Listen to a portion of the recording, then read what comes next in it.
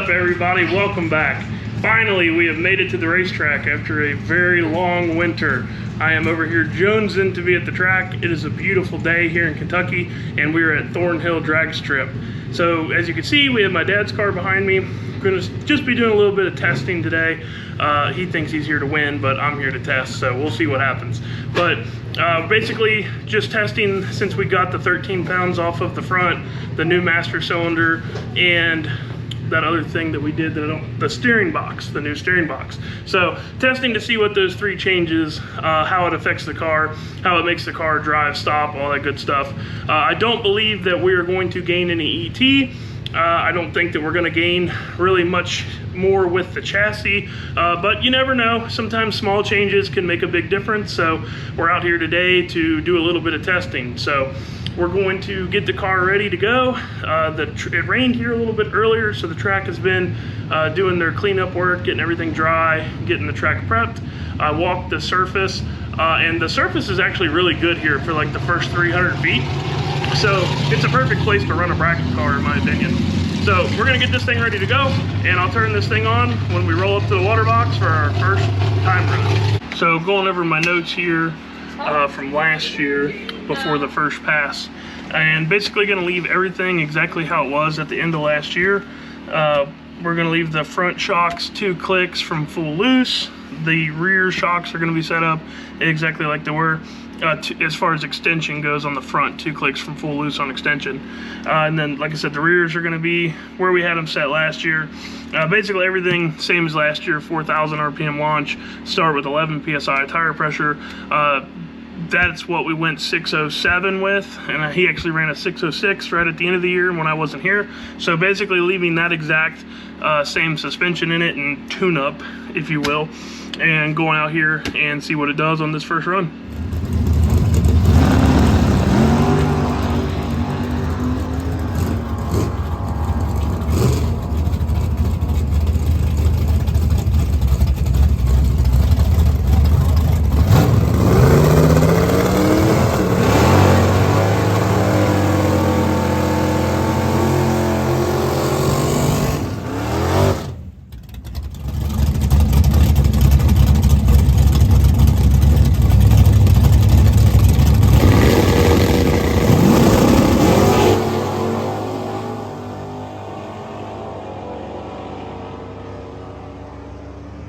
Alright, so on that first run there, it went 132 with an 8 60 foot, it went 393 with a 7 to the 330, and it went a 615 with a 9 at 109.76 miles an hour. My dad predicted that it would go 615, 616 off the trailer, and funny enough, he was pretty much spot on with that 615.9. So if you watch the video back over again, you'll see that it really wadded the tire up, and you can actually hear it spin the tire a little bit. When it makes that noise, that's it spinning the tire just a little bit. And so there's 2 things you can do in that situation. It's smashing the tire, wadding the tire up, and that's what's folding it in the center, causing it to spin. So you can either tighten up the rear shock extension, or you can put about a PSI of air pressure in the tire. I've been messing with this car enough to know that if I was to tighten the extension, that would fix the problem at the hit, but then it would lose the tire when it made about that 1 full rotation, because there wouldn't be enough extension in the shock to keep the tire planted. So I went back in my notes and I found some notes where we had run 12 PSI and had good luck with that. So I just raised the air pressure up from 11 to 12 PSI, and then we went up there to make this next run.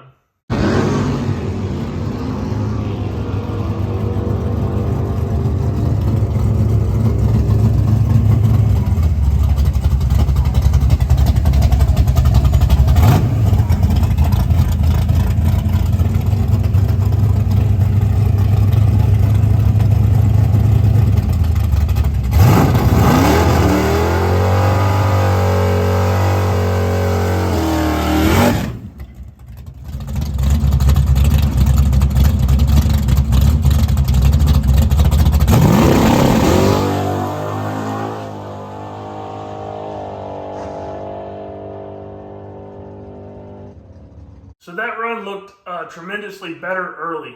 It went 130 with a 160 foot, which is right where we're wanting to be. It went 388 with a 4 to the 330, and it went 609 at 110. So that was our second time run of the day. And I had him do a little bit less of a burnout on the second one. The first one, I had him get a little bit more aggressive with the burnout just because the tires had been sitting for a year. And anytime the tires set for, over the winter, it's a good idea to kind of get them hot, make sure they're good and broke in on the first one. So we backed that down a little bit. The track prep is actually really good today. Thornhill has one of the best starting line surfaces around. It's concrete, there's not a ton of rubber on it, so it has a nice thin layer, and all they do is bracket race cars down there, so it's always getting big tire prep, and really you can just do a little hand spray on that deal, and it's really good slick tire prep. And even though we're running radials on this car, slick tire prep is all we need to make them go down. So we're really happy with that run. That's a good ET, that's a good 60 foot. It kept the tire checked during the entire part of the 60 foot. The initial hit all the way through, kept the tire stuck. So we're pretty much gonna leave it alone and go into first round of eliminations. And we're gonna dial that thing in at a 609 and see if we can just repeat the last run.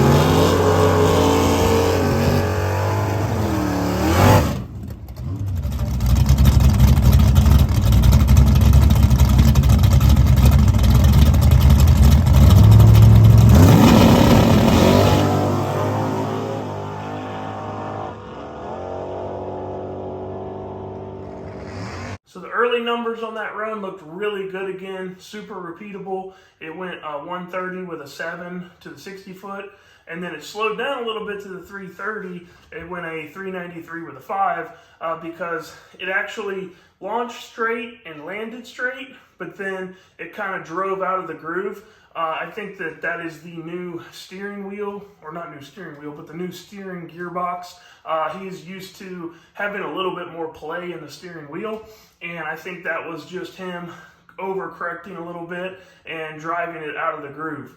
This track, like I said, it is a bracket track. They don't have the equipment to drag the track. There's no rubber really 300 foot out. So it's also very narrow. And because of that, if you don't keep that car dead square in the racetrack and you get it out of the groove a little bit, it's no prep out there. There's no surface and that radial doesn't like it. On top of that, this track is loaded with transitions. The starting line is great.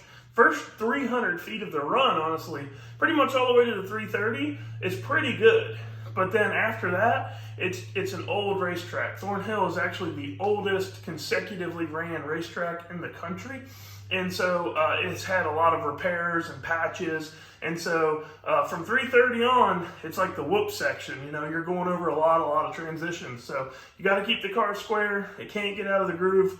And there's just not a lot of margin for error when you're running a radial at a track like this. You got to keep it in the groove. So he lifted and went a 625 on that one. He did get the win light though. The other guy red lit. So we went back up there for the next one, but put him in the right lane this time just to see if it was a lane thing, or maybe, he hasn't ran the car all of winter.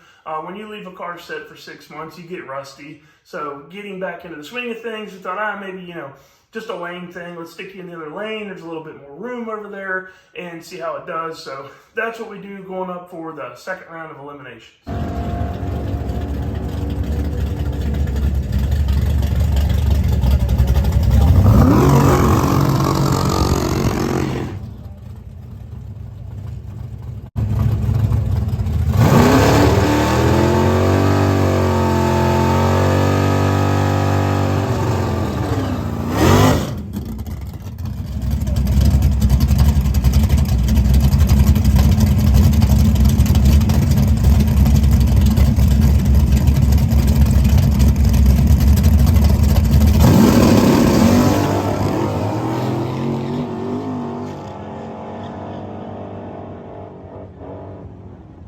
that second round of eliminations, it's getting a little later in the night.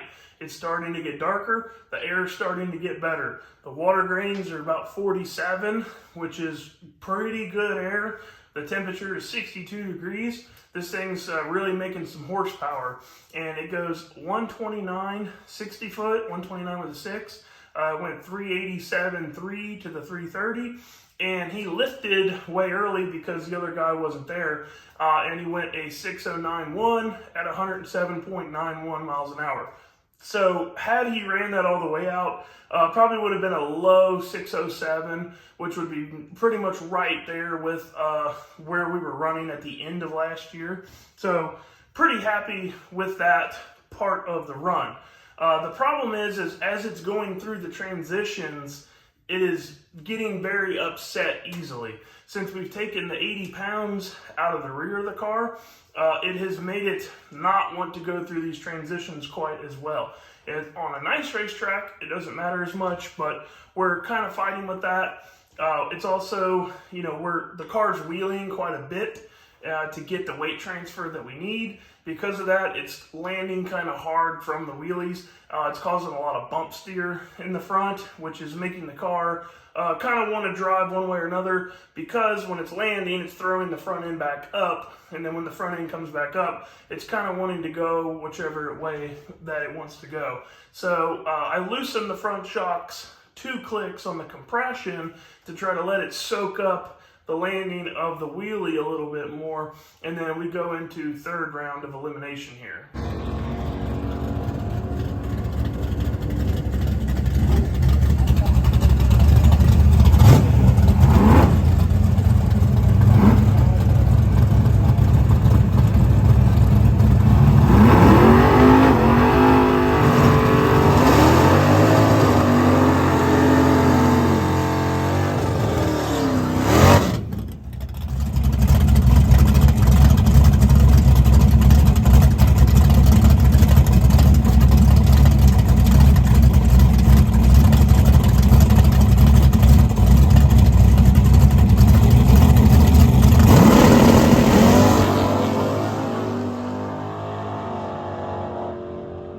So right before we go up there, he asked me, hey, should I put 5 in the box? If you're not familiar with bracket racing, that means he's putting extra time in his delay box because he sees the light better at nighttime than he does during the day. And so he's usually a lot better on the tree at night than during the day.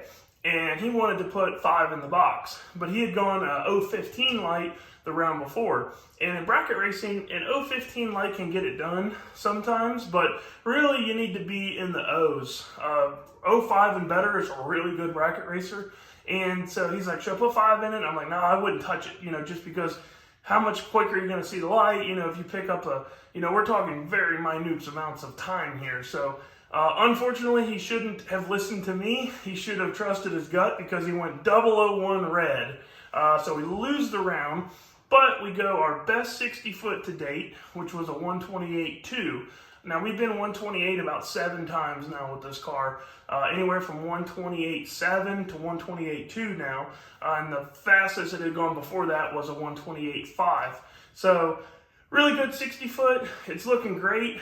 It's on track early at 330. It's a 387 with a 7. We dialed it in at a 608 on that run. And so early it looked like it was probably going to run its best pass ever. It was probably going to go in 05, just judging off the early numbers. But once he hit the transitions, the car was very upset. The car moved around a little bit on him, and he just got out of it. Kind of one of those deals of it's not worth tearing up the equipment, especially when you've already gone red. You want to get that personal best, or at least that I do, but it's not worth risking crashing the car over. Lifted, and it went through at a 660. Overall, we had, the changes that we've made didn't affect the car in too much of a negative way. But the problem now is with these transitions. So if we're going to continue to run on racetracks like this that are less than stellar, we're going to need to make some changes to the car. If he took this car right now and he went to some of the other tracks that we normally race on, that are continuous asphalt or they're nicer concrete surface, and it's a continuous surface all the way to the end, he wouldn't have any problems at all. This car would go down every time. These other tracks we race on are wider, so there's a lot more margin of error there. So really, you know, if you didn't want to race at this track, the car could go down any other, you know, decent track. But I like a car that can go down any track, you know, as long as it's not like War in the Woods, Brown County, Indiana. But this track is a great test bed because it's narrow and it's a lot of transitions. So if you can go down this track, you can go down a nice track. So we need to make some small changes to the car. I've thought about it here for a couple days before I finish the ending of this video here. And if you look at the car, you can see that the rear of the car sits up slightly higher than the front of the car. So we don't want to go and raise the front of the car any, because then we run out of travel. Really, this car could use longer shocks as it is in the front, because when the shocks top out, that's when we usually have problems keeping the tires stuck, when we do have problems with that. So I want to get the car sitting level, and there's a couple reasons I want to do this. One, if I get the car sitting level, it's not going to require as much rotation to get the front end up. So we're not going to have to rely as much on the wheelie to keep the weight transferred to the rear. In an NA car, it makes all of its power right now. So if you don't get the front end up, when it runs out of power and it runs out of energy, it falls off and it'll just zip the tire on you. So by lowering the rear, it'll help me start the rotation quicker. I can tighten the front shocks down.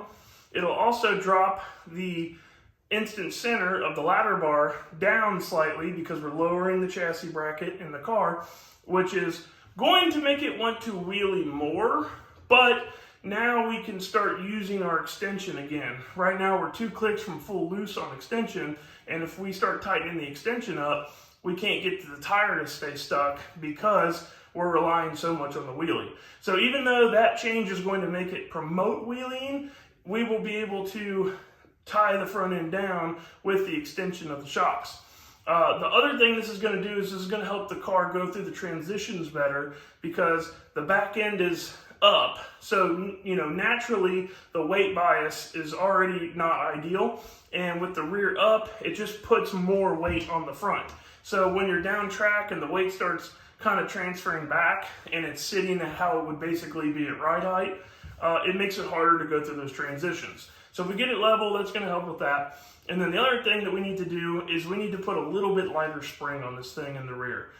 We have a 125 spring on it right now, and we need to drop it down to a 115 because right now we have our compression in the rear full loose. If we don't have the compression full loose, it's very hard to get through the transitions. So that tells us that we have a little bit too much spring rate in the rear. It's just a little bit too heavy. So we're going to order a set of 115 rear coils. We're going to keep the same 14-inch length coils, and then I'll drop the ride height of the car down by moving the chassis brackets down, or I'm sorry, moving the shock brackets down on the rear end housing. And then we will have to go in and we'll have to reset our pinion angle because when you drop the car down, you're basically putting the rear end up in it more. So you're going to give the drive shaft more angle. So we need to get that back in check. And these are all things that you need to be thinking about when you're making changes like this. You can't just change the ride height of the car and expect that to be the only change that it makes. You have to be thinking about how this change affects every single thing else. But once we do that, then I think that we will be able to control the wheelie a little bit more. We'll be able to slow it down. And I think that the car will go through the transitions better. I think it'll do everything better. Right now, the car kind of sets the tire. It squats a little bit on the initial hit when the tire starts to crush down. And then it kind of pops back up with the extension.